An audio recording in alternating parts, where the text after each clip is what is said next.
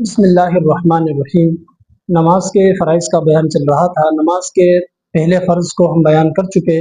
نماز کے ساتوں فرائض میں سے جو دوسرا فرض ہے وہ ہے قیام۔ قیام کا مطلب ہوتا ہے کھڑا ہونا۔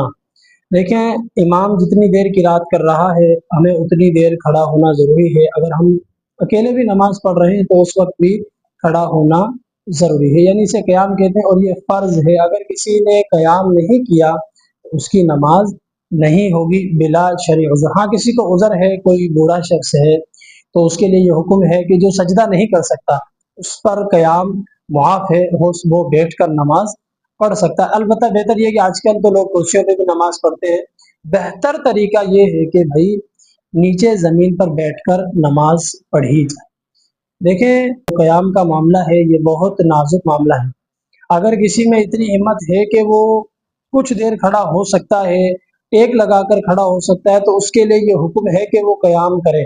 آج کل تھوڑا سا مسئلہ ہوتا ہے، لوگ بیٹھ جاتے ہیں، تو ایسا کرنا بالکل درست نہیں ہے۔